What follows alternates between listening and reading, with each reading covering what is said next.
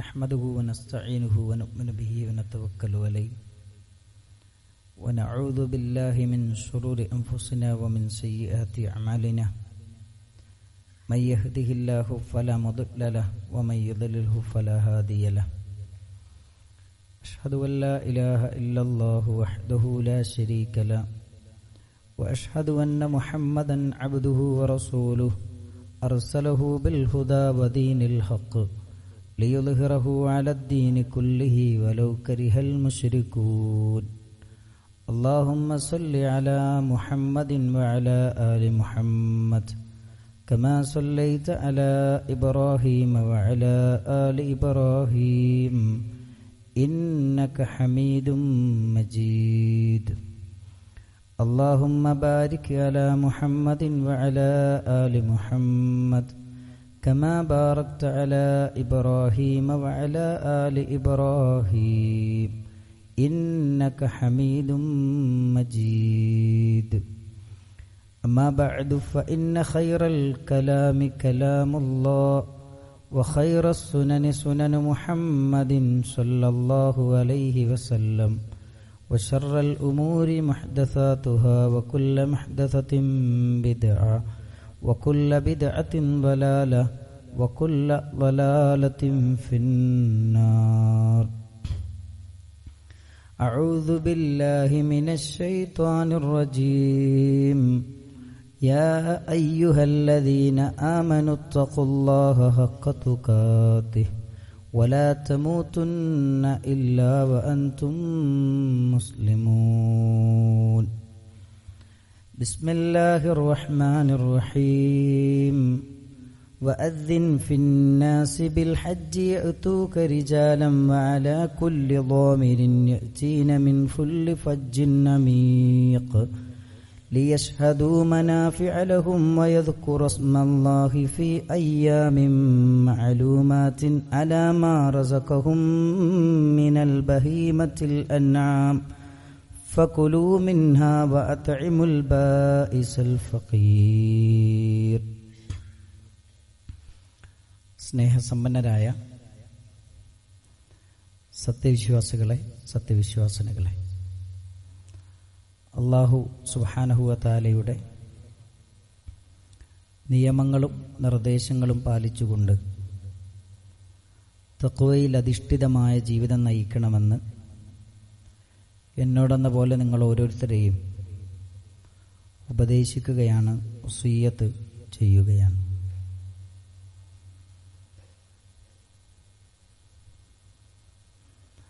ദുൽഹിജ്ജ മാസത്തിലേക്ക് പ്രവേശിക്കാനിരിക്കുന്ന ഈ ഒരു സന്ദർഭത്തിൽ നമ്മുടെ നാട്ടിൽ നിന്ന് നൂറുകണക്കിന് ആളുകളാണ് പരിശുദ്ധമായ ഹജ്ജ് കർമ്മം നിർവഹിക്കാൻ വേണ്ടി പരിശുദ്ധ മക്കയിൽ എത്തിച്ചേർന്നിരിക്കുന്നത്. അല്ലാഹു സുബ്ഹാനഹു വ തആല മഖ്ബൂലും മബ്റൂറുമായ ഹജ്ജ് നിർവഹിക്കാൻ അവർക്ക് തൗഫീക്ക് നൽകി അനുഗ്രഹിക്കുമാറാകട്ടെ. സഹോദരങ്ങളെ, ഇസ്ലാമിലെ ആരാധനകളെക്കുറിച്ച് പറയുമ്പോൾ കേവല ആരാധനയ്ക്ക് വേണ്ടി നിശ്ചയിക്കപ്പെട്ട കാര്യങ്ങളല്ല ഇസ്ലാമിലെ ആരാധനകൾ എന്ന് പറയുന്നത്. മറിച്ച് ഇസ്ലാമിൻ്റെ അടിത്തറയായ വിശ്വാസ ആദർശങ്ങളെ ഊട്ടിയുറപ്പിക്കുന്നതും നിരവധി അനവധി സന്ദേശങ്ങൾ നമ്മളെ പഠിപ്പിക്കുന്നതുമാണ് ഇസ്ലാമിലെ ഓരോ ഇബാദത്തുകളും. ഇപ്പം ഹജ്ജിനെ കുറിച്ച് നമ്മൾ പഠിക്കുമ്പോൾ സമൂഹത്തിൽ ഹജ്ജിനെക്കുറിച്ച് വ്യത്യസ്തമായ കാഴ്ചപ്പാടുകളാണുള്ളത്. ഓരോരുത്തരും അവരവരുടെ ആശയങ്ങൾക്ക് അടിസ്ഥാനപ്പെടുത്തിക്കൊണ്ട് വ്യത്യസ്തമായ വ്യാഖ്യാനങ്ങളാണ് ഹജ്ജിന് നൽകിക്കൊണ്ടിരിക്കുന്നത്. പരിശുദ്ധ ഹജ്ജ് കർമ്മമെന്ന് പറയുന്നത് അതൊരു അന്താരാഷ്ട്ര ഉറൂസാണെന്ന് പറയുന്ന ആളുകൾ നമ്മുടെ സമൂഹത്തിലുണ്ട്. വേറെ ചില ആളുകൾ പറയുന്നത് അത് സാമ്രാജ്യത്വത്തിനെതിരെയുള്ള യുദ്ധമാണ്. ഇങ്ങനെ ഹജ്ജ് എന്ന് പറയുന്ന മഹത്തായ ആരാധനയുടെ ചൈതന്യം നഷ്ടപ്പെടുത്തുന്ന വ്യാഖ്യാനങ്ങളാണ് നമ്മുടെ സമൂഹത്തിൽ നിന്ന് നമ്മൾ കേട്ടുകൊണ്ടിരിക്കുന്നത്. ഇവിടെയാണ് ഹജ്ജ് എന്ന് പറയുന്ന മഹത്തായ ഇബാദത്തിന് ലോകത്തിന് നൽകാനുള്ള സന്ദേശം എന്താണ്, അത് വിശുദ്ധ ഖുർആനിലൂടെയും പ്രവാചക തിരുമേനി സല്ലല്ലാഹു അലൈഹി വസല്ലമയുടെ വചനങ്ങളുടെയും വെളിച്ചത്തിൽ നമ്മൾ പഠിക്കുകയും മനസ്സിലാക്കുകയും വേണം. ഹജ്ജിന്റെ ഒന്നാമത്തെ സന്ദേശമെന്ന് പറയുന്നത് അത് തൗഹീദിന്റെ പ്രഖ്യാപനമാണ്. ഒരാൾ ഹജ്ജിന് വേണ്ടി ഇഹ്റാമിലേക്ക് പ്രവേശിച്ചു കഴിഞ്ഞാൽ അയാൾ ആദ്യമായി ചൊല്ലുന്നത് തൽബിയത്താണ്. തൽബിയത്ത് നബി സല്ലല്ലാഹു അലൈഹി വസല്ലമ പഠിപ്പിച്ചത് ഇപ്രകാരമാണ്: ലബ്ബൈക അല്ലാഹുമ്മ ലബ്ബൈക ലബ്ബൈക ലാ ശരീക ലക ലബ്ബൈക ഇന്നൽ ഹംദ വന്നിഅമത ലക വൽ മുൽക് ലാ ശരീക ലക. ലബ്ബൈക അല്ലാഹുമ്മ ലബ്ബൈക, അല്ലാഹുവേ നിന്റെ വിളിക്കുത്തരം നൽകിക്കൊണ്ടിതാ ഞങ്ങൾ ഇവിടെ വന്നിരിക്കുന്നു. ലബ്ബൈക ലാ ശരീക ലക, അല്ലാഹുവേ നിനക്കൊരു പങ്കാളിയുമില്ല. ഇന്നൽ ഹംദ വന്നിഅമത ലക വൽ മുൽക്, അല്ലാഹുവിനോട് നമ്മൾ പ്രഖ്യാപിക്കുകയാണ് എല്ലാ സ്തുതികളും അനുഗ്രഹങ്ങളും നൽകാനുള്ള അവകാശം അത് നിനക്കു മാത്രമാണ്.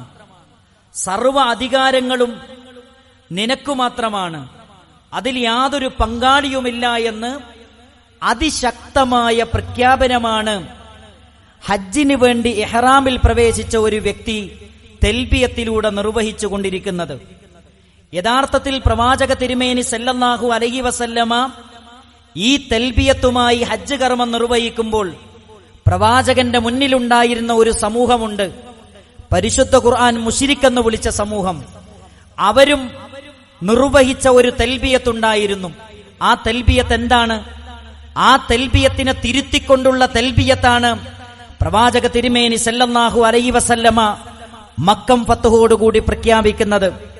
അള്ളാഹുവിന്റെ റസൂലിന്റെ പ്രബോധിത സമൂഹമായ മക്കയിലെ മുശ്രിക്കുകൾ അവർ ചൊല്ലിയ തൽബിയത്ത് ഇതാണ്: ലബ്ബൈക അല്ലാഹുമ്മ ലബ്ബൈക ലബ്ബൈക ലാ ശരീക ലക ലബ്ബൈക എന്ന് പറഞ്ഞിട്ടവർ പറയും ഇല്ലാ ശരീകൻ. ഇത് പറയുമ്പോൾ നബി സല്ലല്ലാഹു അലൈഹി വസല്ലം അവരോട് പറഞ്ഞു, കദിൻ കദിൻ, അവസാനിപ്പിക്കൂ അവസാനിപ്പിക്കൂ, ഇനിയൊന്നും പറയേണ്ടതില്ല, ഇനിയൊന്നും പറയേണ്ടതില്ല എന്നവരോട് പറഞ്ഞിട്ടും അവർ പറയുന്നത് അല്ല, ഇല്ലാ ശരീകൻ, ഒരു പങ്കാളി അല്ലാഹുവിനുണ്ട്. എന്താണ് ആ പങ്കാളിയുടെ പ്രത്യേകത? ഹുവലക, അവൻ നിന്റേതാണ്. തംലിക്കുഹു വമാ മലക, അവന് നീ കൊടുത്ത കഴിവല്ലാതെ മറ്റൊരു കഴിവുമില്ല. മക്കയിലെ മുശ്രിക്കുകൾ ലാത്തയോട് പ്രാർത്ഥിക്കുന്നു, മനാത്തയോട് പ്രാർത്ഥിക്കുന്നു, ഇബ്രാഹിം നബി അലൈഹിസ്സലാമിനോട് പ്രാർത്ഥിക്കുന്നു, ഇസ്മായിൽ നബി അലൈഹിസ്സലാമിനോട് പ്രാർത്ഥിക്കുന്നു. ഈ പ്രാർത്ഥിക്കപ്പെടുന്ന വ്യക്തികളെ കുറിച്ച് മക്കയിലെ മുശ്രിക്കുകൾക്ക് വിശ്വാസമില്ല. അവർ അല്ലാഹുവിനെ പോലെ കഴിവുള്ളവരാണ്, അവർ സ്വയം കഴിവുള്ളവരാണ്, അവർ ഖാലിഖാണ് എന്ന വിശ്വാസമൊന്നും അവർക്കില്ല. മറിച്ച് ലാത്തയോട് വിഷമങ്ങൾ വരുമ്പോൾ ഞങ്ങൾ പ്രാർത്ഥിക്കുന്നു, അത് പ്രാർത്ഥിക്കുന്നത് ലാത്ത സ്വയം കഴിവുള്ളവരാണെന്ന് വിശ്വസിച്ചിട്ടല്ല, മറിച്ച് അള്ള കൊടുത്ത കഴിവിൽ നിന്ന് ഞങ്ങളെ സഹായിക്കുമെന്ന വിശ്വാസത്തിലാണ്. അവിടെയാണ് നബി സല്ലല്ലാഹു അലൈഹി വസല്ലമ പറഞ്ഞത്, ഇല്ലാ ശരീകൻ എന്ന് പറയുന്ന വാചകം നിങ്ങൾ ഇനി പറയരുത്. അള്ളാഹുവിന്റെ റസൂൽ അവരെ പഠിപ്പിച്ചു കൊടുക്കുന്നുണ്ട്, ലബ്ബൈക അല്ലാഹുമ്മ ലബ്ബൈക ലബ്ബൈക ലാ ശരീക ലക ലബ്ബൈക, ഒരു പങ്കാളിയുമില്ല, ഒരു പങ്കാളിയുമില്ല എന്ന് നബി സല്ലല്ലാഹു അലൈഹി വസല്ലമ അവരെ തിരുത്തി കൊടുക്കുകയാണ്. അല്ലാഹു സുബ്ഹാനഹു വ തആലയുടെ പ്രവർത്തനങ്ങളിലും നാമങ്ങളിലും വിശേഷണങ്ങളിലും ഒരു പങ്കാളിയെയും വെക്കാൻ പാടില്ല. അതാണ് ശിർക്ക് പറയുന്നത്. ശിർക്കിൽ നിന്നുള്ള മോചനമാണ് ഏറ്റവും വലിയ മോചനമെന്ന് പറയുന്നത്. ഏറ്റവും വലിയ മോചനമെന്ന് പറയുന്നത് ശിർക്കിൽ നിന്നുള്ള മോചനമാണ്, അന്ധവിശ്വാസങ്ങളിൽ നിന്നുള്ള മോചനമാണ്. അതാണ് ഇബ്രാഹിം നബി അലൈഹിസ്സലാം ഈ ഉമ്മത്തിനെ പഠിപ്പിച്ചത്, ഈ ഉമ്മത്തിനെ നയിച്ച ദഅവത്ത് എന്ന കാര്യം നമ്മൾ മറക്കരുത്. സഹോദരങ്ങളെ, നിർഭയത്വം നഷ്ടപ്പെടുന്നത്, മോചനം യാഥാർത്ഥ്യമാകാത്തത് ജാരങ്ങളെക്കുറിച്ചുള്ള ചിന്തയാണ്. പുണ്യമരങ്ങളെക്കുറിച്ചും പുണ്യപുഷ്പങ്ങളെക്കുറിച്ചുമുള്ള മുസ്ലിം സമൂഹത്തിന്റെ ചിന്തകളും വിശ്വാസങ്ങളുമാണ് ഈ സമൂഹത്തെ നിർഭയത്വത്തിലേക്ക് എത്തിക്കാത്തത് എന്ന കൃത്യമായ ചിന്തയും ബോധവുമാണ് നമുക്കുണ്ടാകേണ്ടത്. അതുകൊണ്ടാണ് ഇബ്രാഹിം നബി അലൈഹിസ്സലാം ഏകനായ റബ്ബിനെ മാത്രം ആരാധിക്കണമെന്ന് തന്റെ പ്രബോധിത സമൂഹത്തോട് പ്രഖ്യാപിച്ചപ്പോ അവിടെയുണ്ടായിരുന്ന ജനങ്ങൾ ഇബ്രാഹിം നബി അലൈഹിസ്സലാമിനോട് തിരിച്ചു പറയുന്ന ചില കാര്യങ്ങളുണ്ട്. ഞങ്ങളുടെ മഹാന്മാരെ നിങ്ങൾ ചീത്ത പറയരുത്, ഞങ്ങളുടെ മഹാന്മാരെ പറ്റി ഇല്ലാത്തത് പറയരുത്, ഞങ്ങളുടെ മഹാന്മാരെ പറ്റി അവര് കേൾക്കാത്തവരാണ്, കാണാത്തവരാണ്, ഒരു ഉപകാരവും ചെയ്യാത്തവരാണ് എന്നിത്യാദി ആരോപണങ്ങൾ ഒരിക്കലും ഉന്നയിക്കരുത്. അങ്ങനെ നിങ്ങൾ ഉന്നയിച്ചാൽ നിങ്ങൾക്ക് കുരുത്തക്കേട് കിട്ടുമെന്ന് ഇബ്രാഹിം നബി അലൈഹിസ്സലാമിനോട് ആ നാട്ടിലെ ജനങ്ങൾ പറഞ്ഞ് പേടിപ്പിച്ചപ്പോൾ മഹാനായ ഇബ്രാഹിം നബി അലൈഹിസ്സലാം അവരോട് തിരിച്ചു ചോദിക്കുന്ന ഒരു ചോദ്യമുണ്ട്. വകൈഫ അഖാഫു മാ അശ്റക്തും, നിങ്ങൾ പങ്കുചേർക്കുന്ന പങ്കാളികളെ ഞാൻ എങ്ങനെ ഭയപ്പെടാനാണ്? വലാ തഖാഫൂന, നിങ്ങൾ ഭയപ്പെടുന്നില്ല. അന്നകും അശ്റക്തും ബില്ലാ, അല്ലാഹുവിൽ നിങ്ങൾ പങ്കുചേർക്കുന്നതിനെ നിങ്ങൾ യാതൊരു ഭയവും നിങ്ങൾക്കില്ല. മാലം യുനസ്സിൽ ബിഹി അലൈക്കും സുൽത്താന, യാതൊരു രേഖയുമില്ലാതെ അല്ലാഹുവിന് പുറമെ നിങ്ങൾ ആരാധിച്ചുകൊണ്ടിരിക്കുന്ന, നിങ്ങൾ പ്രാർത്ഥിച്ചുകൊണ്ടിരിക്കുന്ന നിങ്ങളുടെ ആരാധ്യന്മാർ, ആ വിഷയത്തിൽ നിങ്ങൾക്ക് യാതൊരു പേടിയുമില്ല. എന്നിട്ട് അവരോട് ചോദിക്കുന്നുണ്ട്, ഫഅയ്യുൽ ഫരീഖൈനി, ഈ രണ്ട് വിഭാഗത്തിൽ അഹഖു ബിൽ അംനി ഇൻ കുൻതും തഅലമൂൻ, നിങ്ങൾക്ക് വിവേകമുണ്ടെങ്കിൽ, നിങ്ങൾക്കറിവുണ്ടെങ്കിൽ നിങ്ങൾ പറയൂ, ഈ കൂട്ടത്തിൽ ആരാണ് ഏറ്റവും നിർഭയത്വം അനുഭവിക്കുന്നവർ? ആരാണ് നിർഭയത്വം അനുഭവിക്കുന്നവർ? വിഗ്രഹങ്ങളെ ആരാധിക്കുന്നവരാണോ? വിഗ്രഹങ്ങൾ ഒഴിവാക്കി ഏകനായ റബ്ബിനെ മാത്രം ആരാധിക്കുന്നവരാണോ എന്ന് ഇബ്രാഹിം നബി അലൈഹിസ്സലാം അവരോട് ചോദിക്കുന്നുണ്ട്. എന്നിട്ട് വിശുദ്ധ ഖുർആൻ പറയുന്നുണ്ട്, അല്ലദീന ആമനു, വിശ്വസിക്കുകയും, വലം യൽബിസു ഈമാനഹും ബിദുൽമിൻ, ഈമാനിൽ ദുൽമ കലരുകയും ചെയ്യാത്തവരാണ്, ഉലൈക ലഹുമുൽ അംൻ, അവർക്കാണ് നിർഭയത്വമുള്ളത്, അവർക്കാണ് നിർഭയത്വമുള്ളത്, അവർക്കാണ് സമാധാനമുള്ളത്, അവർക്കാണ് സ്വസ്ഥതയുള്ളത് എന്ന് പരിശുദ്ധമായ ഖുർആൻ നമ്മളെ പഠിപ്പിക്കുന്നുണ്ട്. ഇവിടെ ഈമാനിൽ ദുൽമ കലരുക എന്ന് പറഞ്ഞാൽ അത് ശിർക്കാണ്. ശിർക്ക് എന്ന് പറഞ്ഞാൽ അള്ളാഹുവിന് മാത്രം അവകാശപ്പെട്ടത് സിട്ടികൾക്ക് വകവെച്ചു കൊടുക്കുക, അള്ളാഹുവിന് മാത്രം അവകാശപ്പെട്ട അവന്റെ നാമങ്ങൾ, അവന്റെ വിശേഷണങ്ങൾ, അവന്റെ പ്രവർത്തനങ്ങൾ, അതിൽ ആളുകളെ പങ്കാളികളാക്കുക. ഇപ്പൊ അള്ളാഹ് കാണുന്നത് പോലെ കാണും, അള്ളാഹു കേൾക്കുന്നത് പോലെ കേൾക്കും, അള്ളാഹു അറിയുന്നത് പോലെ അറിയും, അള്ളാഹു ഉത്തരം ചെയ്യുന്നത് പോലെ ഉത്തരം ചെയ്യുമെന്നൊക്കെ ഏതെങ്കിലും മഹാനെക്കുറിച്ച് ആരെങ്കിലും വിശ്വസിച്ചാൽ അത് ശിർക്കാണ്. കാരണം ലോകത്ത് എല്ലാം കാണാൻ കഴിവുള്ളവൻ അള്ളാഹു മാത്രമേ ഉള്ളൂ, എല്ലാം കേൾക്കാൻ കഴിവുള്ള അസ്സമീഅ് അള്ളാഹു മാത്രമാണ്. എവിടെ നിന്ന് വിളിച്ചാലും പ്രാർത്ഥനക്ക് ഉത്തരം ചെയ്യാൻ കഴിയുന്ന അൽ മുജീബ് അള്ളാഹു മാത്രമേ ഉള്ളൂ. എന്നാൽ ആളുകൾ എന്ന് പറയുന്നത്, ആളുകൾ എന്ന് പ്രചരിപ്പിക്കുന്നത്, ആളുകൾ എന്ന് വിശ്വസിക്കുന്നത്, വല്ലേ നീലെത്തീന്നും എന്നെ വീളിപ്പോർക്ക് വായ്പൂടാ ഉത്തീരം ചെയ്യും ഞാൻ എന്നോവർ എന്ന് മുഹയ്യദ്ദീൻ ശൈഖ് പറഞ്ഞു എന്നാണ് ആളുകൾ വിശ്വസിക്കുന്നത്. മുഹയ്യദ്ദീൻ ശൈഖിനെ എവിടുന്ന് വിളിച്ചാലും മുഹയ്യദ്ദീൻ ശൈഖ് കേൾക്കും. എന്തിനധികം കേരളത്തിൽ CM മടവൂർ എന്ന് പറയുന്നൊരു മഹാന്റെ ഖബറുണ്ട്. ആ വ്യക്തിയെക്കുറിച്ച് ഇവർ പറയുന്നത് മുദബ്ബിറുൽ ആലം, അദ്ദേഹം ലോകം നിയന്ത്രിക്കുന്നവരാണെന്നാണ്. ഇതാരു പഠിപ്പിച്ചതാണ്? ലോകം നിയന്ത്രിക്കുക എന്നത് ആലം എന്ന് പറയുന്ന പദത്തിന്റെ അർത്ഥം എന്താണ്? ആലം എന്ന് പറയുന്ന പദത്തിന്റെ അർത്ഥം എന്താണ്? മാ സിവൽ ബാരി. ജലാലൈനി പോലെയുള്ള തഫ്സീറുകളിൽ രേഖപ്പെടുത്തി, ആലം എന്ന് പറഞ്ഞാൽ മാ സിവൽ ബാരി, അള്ളാഹു ഒഴികെയുള്ള എല്ലാത്തിനും പറയുന്ന പേരാണ് ആലം എന്ന് പറയുന്നത്. അള്ളാഹു ഒഴികെയുള്ള ബാക്കിയെല്ലാം നിയന്ത്രിക്കുന്നത് CM മടവൂരാണെന്ന് പറയുന്ന തലത്തിലേക്ക് മുസ്ലിം സമൂഹത്തിന്റെ വിശ്വാസത്തെ ഇവിടുത്തെ പുരോഹിതന്മാർ കൊണ്ടെത്തിച്ചിരിക്കുന്നു. ഇവിടെയാണ് തിരിച്ചറിയേണ്ടത്, നമ്മുടെ വിശ്വാസം ശരിയായില്ലെങ്കിൽ, നമ്മുടെ വിശ്വാസം ശിർക്കിൽ നിന്ന് മോചനം നേടിയിട്ടില്ലെങ്കിൽ ജീവിതത്തിൽ ഒരിക്കലും നിർഭയത്വം നമുക്ക് ലഭിക്കുകയില്ല. ജീവിതത്തിൽ എവിടുന്ന് വിളിച്ചാലും കേൾക്കുന്നവൻ അള്ളാഹു മാത്രമേ ഉള്ളൂ. ജീവിതത്തിൽ നന്മ തരുന്നതും തിന്മ തരുന്നതും രക്ഷയും മോചനവും നൽകുന്നതും അള്ളാഹു മാത്രമാണ്. ഈ വിശ്വാസമാണ് നമുക്കുണ്ടാകേണ്ടത്. അതാണ് പ്രവാചക തിരുമേനി സല്ലല്ലാഹു അലൈഹി വസല്ലമ എന്നെയും നിങ്ങളെയും പഠിപ്പിക്കുന്നത്.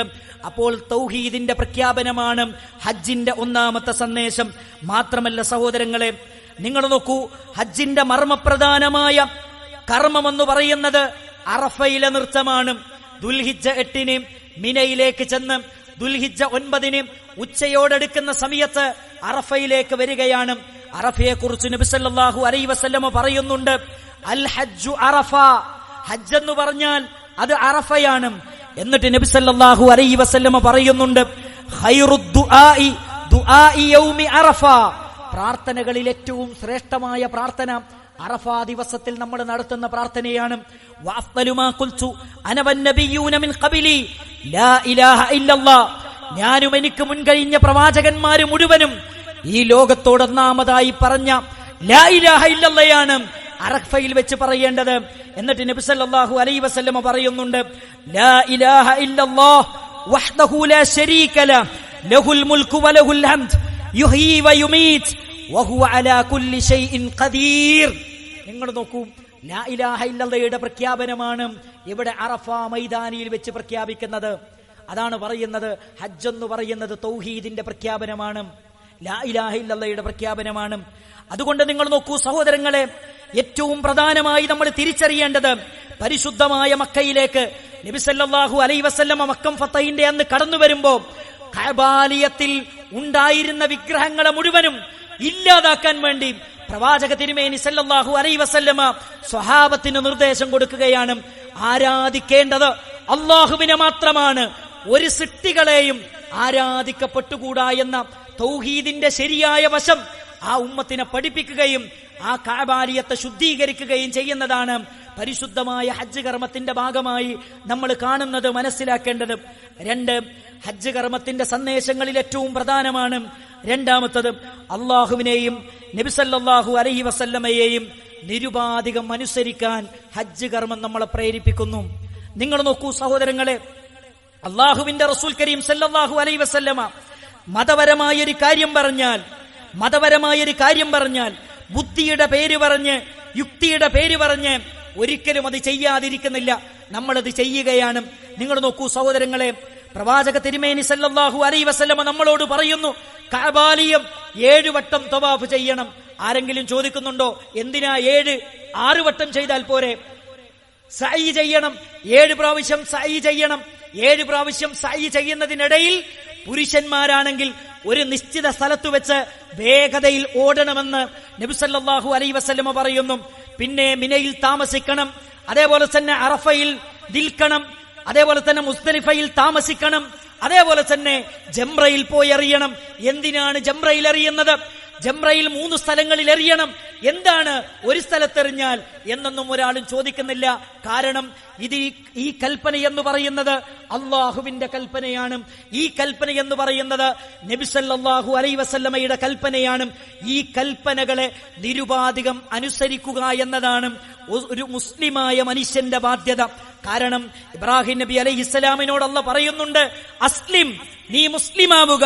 അല്ലാഹു സുബ്ഹാനഹു വ തആലയോട് ഇബ്രാഹിം നബി അലൈഹിസ്സലാം അവിടെ വെച്ച് പറയുന്നുണ്ട്, അസ്ലംതു ലി റബ്ബിൽ ആലമീൻ, ഞാനിതാ ലോകത്തിന്റെ രക്ഷിതാവിന് കീഴൊതുങ്ങിയിരിക്കുന്നു. ഒരു മുസ്ലിം എന്ന് പറഞ്ഞാൽ അല്ലാഹു സുബ്ഹാനഹു വ തആല പറയുന്നതും അവന്റെ റസൂൽ കരീം സല്ലല്ലാഹു അലൈഹി വസല്ലമ പറയുന്നതും നിരുപാധികം അനുസരിക്കണമെന്നാണ് ഈ ആയത്ത് നമ്മളെ പഠിപ്പിക്കുന്നത്. അവിടെ ബുദ്ധിയുടെ പേര് പറഞ്ഞ് യുക്തിയുടെ പേര് പറഞ്ഞ് നിഷേധിക്കുന്ന നിഷേധാത്മക മനോഭാവം ഒരിക്കലും നമ്മളിൽ ഉണ്ടാകരുത്. പ്രമാണം കൊണ്ട് തെളിഞ്ഞൊരു വിഷയം അതങ്ങനെ തന്നെ വിശ്വസിക്കാൻ കഴിയണം. നിങ്ങൾ നോക്കൂ, സമൂഹത്തിൽ ഖബറിലെ ശിക്ഷയെ നിഷേധിക്കുന്നവർ ഇന്നും നമ്മുടെ സമൂഹത്തിലുണ്ട്. സംസം വെള്ളത്തിന്റെ പ്രതിഫലം, അതിന്റെ പ്രത്യേകതകൾ നിഷേധിക്കുന്നവർ ഇന്നും നമ്മുടെ സമൂഹത്തിലുണ്ട്. അതെന്തുകൊണ്ടാണ്?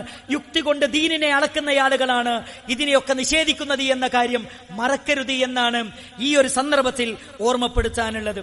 ഹജ്ജിന്റെ 3ാമത്തെ സന്ദേശം എന്ന് പറയുന്നത് ത്യാഗത്തിന്റെയും സമർപ്പണത്തിന്റെയും സന്ദേശമാണ്. നോക്കണം പ്രിയപ്പെട്ടവരെ, ഇബ്രാഹിം നബി അലൈഹിസ്സലാം തന്റെ പ്രിയപ്പെട്ട ഭാര്യയും തന്റെ പിഞ്ചോമന പൈതലിനെയും മക്ക എന്ന് പറയുന്ന ആരോരുമില്ലാത്ത ആ മരുഭൂമിയിൽ ഉപേക്ഷിച്ചു പോകാൻ അള്ളാഹുവിന്റെ കൽപ്പന വരികയാണ്.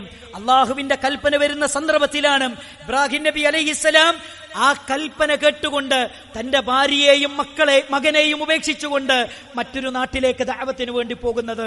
ഭാര്യ പിന്നിൽ നിന്ന് ചോദിക്കുന്നുണ്ട്, എങ്ങോട്ടാണ് നിങ്ങൾ പോകുന്നത്? ഇബ്രാഹിം നബി അലൈഹിസ്സലാം മിണ്ടുന്നില്ല. വീണ്ടും ചോദിക്കുന്നുണ്ട്, അല്ലാഹു അമറക്, അള്ളാഹുവിന്റെ കൽപ്പനയാണോ ഇത് എന്ന് പ്രിയപ്പെട്ട ഹാജറ ചോദിക്കുന്ന സമയത്താണ് മഹാനായ ഇബ്രാഹിം നബി അലൈഹിസ്സലാം പറയുന്നത്, അതേ റബ്ബിന്റെ കൽപ്പനയാണ്, ഇതല്ല യുദയ്യിഉന. ഇത് കേട്ട ഉടനെയാണ് ഹജറ ബീവി പറയുന്നത്, അള്ളാഹുവിന്റെ കൽപ്പന പ്രകാരമാണ് നിങ്ങൾ പോകുന്നതെങ്കിൽ ഞങ്ങൾക്ക് ഉറപ്പുണ്ട്, ഇതല്ല യുദയ്യിഉന, ആ റബ്ബ് ഞങ്ങളെ കൈവടിയുകയില്ല. നിങ്ങൾ നോക്കണം പ്രിയപ്പെട്ടവരെ, തവക്കുലിന്റെ എല്ലാ റബ്ബിൽ സമർപ്പിക്കുക വഴി കിട്ടുന്ന സമാധാനത്തിന്റെ ഏറ്റവും നല്ല വാചകമാണ് ഹജറ ബീവിയുടെ നാവിൽ നിന്ന് ഉതിർന്നു വീണത് എന്നത് നമ്മൾ മനസ്സിലാക്കേണ്ടതുണ്ട്, പഠിക്കേണ്ടതുണ്ട്. എന്തൊരു ത്യാഗമാണ്, എന്തൊരു പ്രയാസമാണ്. നിങ്ങൾ കണ്ടിട്ടില്ലേ, കയ്യിലുണ്ടായിരുന്ന വെള്ളം തീർന്നു, ആരോരും അവിടെയില്ല, എവിടെ നിന്ന് വെള്ളം കിട്ടും, കുഞ്ഞിനെവിടെ നിന്ന് വെള്ളം കൊടുക്കും? സഅയിന്റെ ചരിത്രം നമുക്കറിയാം, തവാഫിന്റെ ചരിത്രം നമുക്കറിയാം, സംസമിന്റെ ചരിത്രം നമുക്കറിയാം. അതാണ് പറയുന്നത്, ഹജ്ജ് കർമ്മം എന്ന് പറയുന്നത് ത്യാഗമാണ്, ത്യാഗത്തിന്റെ ചരിത്രമാണ്, സമർപ്പണത്തിന്റെ ചരിത്രമാണ് ഈ ഹജ്ജിന് പറയാനുള്ളത്. മാത്രമല്ല പ്രിയപ്പെട്ടവരെ, നാലാമതായി നമ്മൾ മനസ്സിലാക്കേണ്ടത്, ഹജ്ജ് നമ്മളെ ബോധ്യപ്പെടുത്തുന്നത്, നമുക്ക് നൽകുന്ന ഏറ്റവും പ്രധാനപ്പെട്ട മറ്റൊരു സന്ദേശമാണ്, സമത്വത്തിന്റെയും സാഹോദര്യത്തിന്റെയും സന്ദേശമാണ്. ഉച്ചനീചത്വങ്ങളില്ല, സവർണരെന്നോ അവർണരെന്നോ വെളുത്തവരെന്നോ കറുത്തവരെന്നോ കുറുകിയവരെന്നോ വലിയവരെന്നോ എന്ന നോട്ടം അവിടെയില്ല. എല്ലാവരും ഒരേ വസ്ത്രം ധരിച്ച്, വെളുത്തവരും കറുത്തവരും ചെറിയവരും കുറുകിയവരും വലിയവരും എല്ലാവരും ഒരേ വസ്ത്രം ധരിച്ച് ഒരേ മന്ത്രമുരവിട്ട് ഒരേ യാത്രയാണ് പ്രിയപ്പെട്ടവരെ, ഒരേ ലക്ഷ്യത്തിലേക്കുള്ള യാത്രയാണ്. ഇതാണ് പരിശുദ്ധമായ ഇസ്ലാമിന്റെ പ്രത്യേകത, ഇതാണ് പരിശുദ്ധമായ ഖുർആനിന്റെ പ്രത്യേകത, ഇതാണ് ഇസ്ലാമിന്റെ പ്രത്യേകത, ഇതാണ് മുസ്ലിങ്ങളുടെ പ്രത്യേകത എന്ന കാര്യം നമ്മൾ തിരിച്ചറിയേണ്ടതുണ്ട്. പരിശുദ്ധമായ അറഫയിൽ വെച്ച് ലോകത്തിന്റെ പ്രവാചക തിരുമേനി സല്ലല്ലാഹു അലൈഹി വസല്ലമ നടത്തിയ മനുഷ്യാവകാശ പ്രഖ്യാപനമുണ്ട്.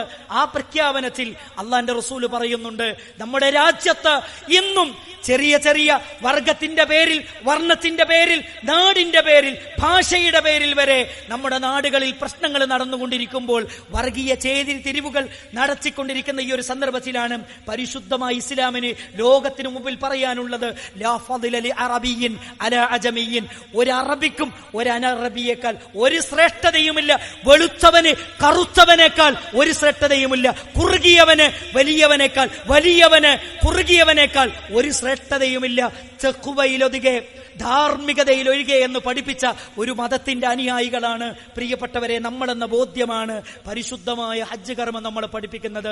നിങ്ങൾ നോക്കൂ, എല്ലാവരും ഒരേ സഫിലാണ്, എല്ലാവരും ഒരേ വസ്ത്രമാണ്, എല്ലാവരും ഒരേ ലക്ഷ്യത്തിലേക്കാണ്, എല്ലാവരും ചൊല്ലുന്നത് ഒരേ തൽബിയത്താണ്, ഒരേ ദിക്റാണ്, ഒരേ പ്രാർത്ഥനയാണ്. ഇതാണ് പരിശുദ്ധമായ ഹജ്ജ് കർമ്മത്തിന്റെ പ്രത്യേകതയെന്ന് നമ്മൾ മനസ്സിലാക്കേണ്ടതുണ്ട്.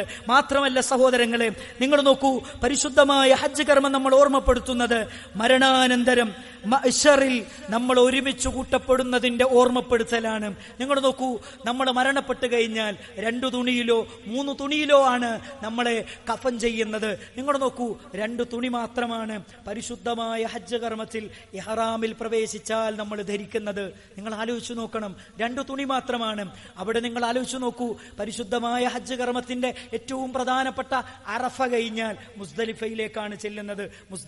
മുസ്ദലിഫയിലേക്ക് ചെന്നു കഴിഞ്ഞാൽ രാത്രി 8, 9, 10 മണിക്ക് അവിടെ എത്തിക്കഴിഞ്ഞാൽ അവിടുന്ന് മഗ്രിബും ഇശാവും അവിടുന്ന് നിസ്കരിച്ചു കഴിഞ്ഞാൽ എല്ലാവരും അവിടെ ഉറങ്ങാണ്.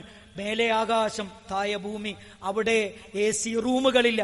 AC-യിൽ മാത്രം കടന്നവർ, ശീതീകരിച്ച റൂമുകളിൽ മാത്രം കടന്ന് ശീലിച്ചവർ, ഏത് ധനികനാണെങ്കിലും ധനാഢ്യനാണെങ്കിലും ഏത് മണിമാളികകളിൽ താമസിച്ചവരാണെങ്കിലും അവിടെ മുസ്ദലിഫയിൽ മണ്ണിൽ കടക്കണമെന്നാണ് ഇസ്ലാമിന്റെ തീരുമാനം. അതാണ് പരിശുദ്ധമായ ഇസ്ലാമിന്റെ പ്രത്യേകത. അതാണ് പരിശുദ്ധമായ ഇസ്ലാം നമ്മൾ ഓർമ്മപ്പെടുത്തുന്നത്. അവിടെ വെച്ചാണ് നമ്മുടെ കുടുംബങ്ങളെക്കുറിച്ച് ചിന്തയില്ല, നമ്മുടെ മക്കളെക്കുറിച്ച് ചിന്തയില്ല, നമ്മൾ നമ്മളെക്കുറിച്ചും നമ്മുടെ പരലോകത്തെക്കുറിച്ചും നമ്മുടെ പാരത്രിക ലോകത്ത് നമുക്ക് സ്വർഗം കിട്ടുമോ നരകം കിട്ടുമോ എന്ന പേടിയെക്കുറിച്ചും ആഗ്രഹങ്ങളെക്കുറിച്ചും മാത്രമായിരിക്കും നമ്മുടെ മനസ്സിന്റെ ഉള്ളിലുണ്ടാകുന്ന ചിന്ത. ഇതാണ് പറയുന്നത്, പരിശുദ്ധ ഹജ്ജ് കർമ്മം നമുക്ക് നൽകുന്ന കുറേ സന്ദേശങ്ങളുണ്ട്. ഈ സന്ദേശങ്ങളൊക്കെയും ഈ ഹജ്ജിന്റെ വേളയിൽ, ഹജ്ജ് കർമ്മം ആരംഭിക്കുന്ന ഈ സന്ദർഭത്തിൽ നമ്മുടെ മനസ്സിലുണ്ടാകണമെന്നാണ് ഈ ഒരു അവസരത്തിൽ ഓർമ്മപ്പെടുത്താനുള്ളത്. ആ ഒരു ഹജ്ജ് കർമ്മം നിർവഹിക്കാൻ നമുക്കെല്ലാവർക്കും തൗഫീഖ് നൽകി അനുഗ്രഹിക്കുമാറാകട്ടെ. അസ്തഗ്ഫിറുല്ലാഹ ലി വലക്കും വലിസാഇരിൽ മുഅ്മിനീൻ. അൽഹംദുലില്ലാഹ് അൽഹംദുലില്ലാഹി റബ്ബിൽ ആലമീൻ. അസ്സലാത്തു വസ്സലാമു അലാ റസൂലിഹിൽ അമീൻ وعلى آله وصحبه أجمعين أما بعد يا أيها الذين آمنوا اتقوا الله حق تقاته ولا تموتن إلا وأنتم مسلمون. സ്നേഹസമ്പന്നരായ സത്യവിശ്വാസികളെ, സത്യവിശ്വാസിനികളെ, അല്ലാഹു സുബ്ഹാനഹു വ തആലയുടെ നിയമങ്ങളും നിർദ്ദേശങ്ങളും പാലിച്ചുകൊണ്ട് മുത്തഖീ മുഅ്മിനുമായി ജീവിക്കണമെന്ന് ഒന്നുകൂടി ഉപദേശിക്കുകയാണ്, വസിയ്യത്ത് ചെയ്യുകയാണ്. പരിശുദ്ധമായ ഹജ്ജ് കർമ്മം നമ്മെ ബോധ്യപ്പെടുത്തുന്ന സന്ദേശങ്ങളെക്കുറിച്ചാണ് നമ്മൾ മനസ്സിലാക്കിയത്. അതിലേറ്റവും പ്രധാനമാണ് തൗഹീദിൻ്റെ പ്രഖ്യാപനമാണ് ഹജ്ജ് എന്ന് പറയുന്നത്. എന്നാൽ ഇന്ന് പ്രവാചക തിരുമേനി സല്ലല്ലാഹു അലൈഹി വസല്ലമ പഠിപ്പിച്ചു എന്ന യഥാർത്ഥ തൗഹീദിൽ നിന്ന് മുസ്ലിം സമൂഹം വ്യതിചലിക്കുന്നുണ്ടോ എന്നത് ഒരു യാഥാർത്ഥ്യമാണ്. ലാ ഇലാഹ ഇല്ലല്ലാ എന്താണെന്ന് മനസ്സിലാക്കുകയും പഠിക്കുകയും ചെയ്യാത്തതാണ് മുസ്ലിം സമൂഹത്തിലെ ഈ അപജയത്തിന്റെ കാരണമെന്ന് നമ്മൾ തിരിച്ചറിയേണ്ടതുണ്ട്. ലാ ഇലാഹ ഇല്ലല്ലാ എന്ന് പറഞ്ഞാൽ ലാ ഖാദിറ ലിൽ ഇഖ്തിറാഇ ഇല്ലല്ലാ. പണ്ഡിതന്മാർ പറയുന്നു, ലാ ഇലാഹ ഇല്ലല്ലയിൽ രണ്ട് അനിവാര്യ ഘടകങ്ങളാണുള്ളത്. ഒന്ന്, ലാ ഇലാഹ, അള്ളാഹുവിന് പുറമെ ആരാധിക്കപ്പെടുന്ന മുഴുവൻ ആരാധ്യന്മാരെയും നിഷേധിക്കുന്ന ഭാഗം. രണ്ട്, ഇല്ലല്ലാ, അള്ളാഹുവല്ലാതെ ആരാധനക്കർഹനില്ല എന്ന സ്ഥിരീകരണത്തിന്റെ ഭാഗം. ഇത് രണ്ടും മുന്നിൽ വെച്ചുകൊണ്ട് അഹ്ലുസുന്നയുടെ പണ്ഡിതന്മാര് പറഞ്ഞു, ലാ ഇലാഹ ഇല്ലല്ലാ എന്ന് പറഞ്ഞാൽ ലാ മഅബൂദ ബിഹഖിൻ ഇല്ലല്ലാ, ആരാധനക്കർഹനായി അള്ളാഹുവല്ലാതെ മറ്റാരുമില്ല. ഇതാണ് ലാ ഇലാഹ ഇല്ലല്ലയുടെ അർത്ഥം. എന്നാൽ നമ്മുടെ നാട്ടിലെ ചില ആളുകൾ ലാ ഇലാഹ ഇല്ലല്ലക്ക് അവർ നൽകിയ അർത്ഥം എന്താണ്? ലാ മഅബൂദ ബിഹഖിൻ ഇല്ലല്ലാ എന്ന് അഹ്ലുസുന്ന നൽകിയ അർത്ഥത്തിനു പകരം അവർ നൽകിയ അർത്ഥം ലാ ഖാദിറ ലിൽ ഇഖ്തിറാഇ ഇല്ലല്ലാ, സൃഷ്ടിക്കുവാൻ കഴിവുള്ളവനായി, നിർമ്മിക്കുവാൻ കഴിവുള്ളവനായി അല്ലാഹുവല്ലാതെ മറ്റാരുമില്ല. ഈ വിശ്വാസം ഒരാളിലുണ്ടെങ്കിൽ മാത്രമേ ഏതൊരു വ്യക്തിയോട് പ്രാർത്ഥിച്ചാലും ശിർക്കാവുകയുള്ളൂ. ഒരാൾ മുഹയ്യദ്ദീൻ ശൈഖിനോട് തേടുന്നു, മുഹയ്യദ്ദീൻ ശൈഖേ എന്റെ പ്രയാസങ്ങൾ തീർത്തു തരണേ.